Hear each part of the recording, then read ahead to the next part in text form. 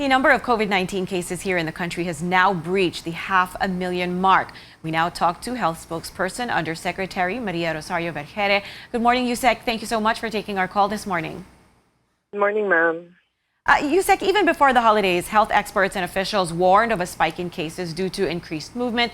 And then, of course, a lot of people gathered at Quiapo for the Feast of the Black Nazarene. So, eto na ba ho yung spike na sinasabi nyo? Is this the feared surge, or are we expecting more in the coming days? Well, we can see that the 7-day average have already increased compared to December, from December. In December, we were averaging about 1,000 to 1,300 cases per day. But now we are reporting about 1,500 plus cases per day. So we are seeing this increase already, and we can attribute this to the holiday activities. But we still need to monitor, because for the translation, we are expecting that we will see the rise in cases, if ever it will happen, by the end of January. Okay, so a few more weeks to wait if ever the Feast of the Black Nazarene had an effect on the numbers of cases. In your assessment, Yusek, how is our health system coping with the continuing increase in cases? Well, as I've said, it has increased, but it has not given us that effect yet in our healthcare utilization. Though in certain areas of the country, we are seeing that they are nearing the risk level, which is alarming. But these are just one or two areas in the country. Right now, generally, the national figure, our healthcare utilization is still at low risk. So it means that we are prepared, and our health system can accommodate if ever there would be a rise in the number of cases.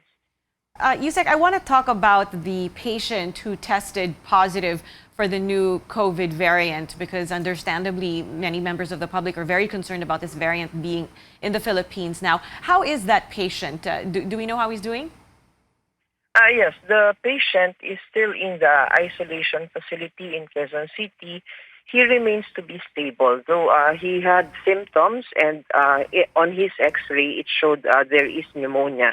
But he was already managed by the Quezon City government, and he remains to be stable as of this time. All right. And may results na ho ba yung test ng lahat ng naging close contacts niya? Have our authorities identified, located, and isolated all of these individuals?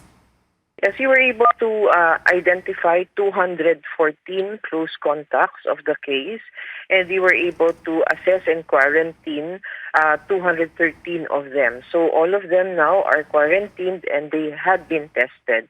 We were able to receive some of the results of these close contacts, but not complete yet. So we will be disclosing once the complete results are here, and maybe that would be this morning or this afternoon. So we also have identified 88 second-generation contacts of this case. All right, so Yusek, just to be clear, as of now, right now, isa pa lang po ang kaso natin dito ng UK variant. Is that correct? That is right. That is right. There is just one, and this is the case from Dubai. And as far as we know, and based on the results of the Philippine Genome Center, we still have not identified any other case for the variant. Although the tests that had been submitted to the Philippine Genome Center are currently being processed, and we will know by tomorrow or Wednesday already.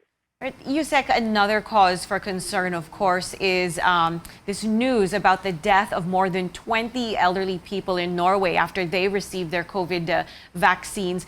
Siyempre, yung iba natatakot because of incidents like this, not to mention the vaccine hesitancy that was already in the country. What is your reaction to this and to Secretary Galvez's statement that vaccines being procured now are intended for those only within the ages of 18 and 59? Kasi it's ironically the seniors who actually are more vulnerable to the virus and need the vaccine more. Yes, there would be certain vaccines that would be indicated for the whole range of the population except for children.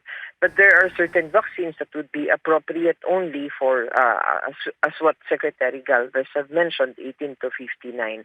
The senior citizens are part of our vulnerable group, and they are part of our priority population. So if we get to procure these vaccines that will be appropriate for them, we will be providing them.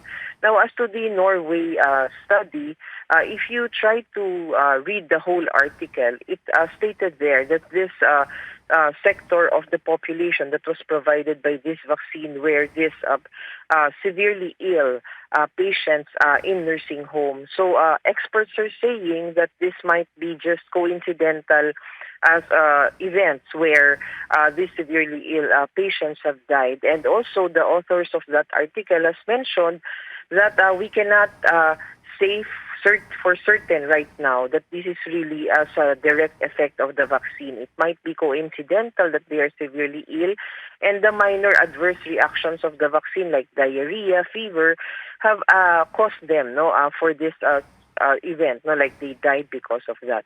But it has to be studied further at hindi po kailangang matakot ang ating mga kababayan. Ito po ay isang sitwasyon na nangyari lang. This happened. It's not unique. It happens with the provision of vaccines, and we have to study the case more because these are from severely ill patients in Norway. All right, thank you for that and sharing your time with us this morning. We do appreciate it, Yusek, because we know how busy you are. That was Health Spokesperson Yusek Maria Rosario Vergeire.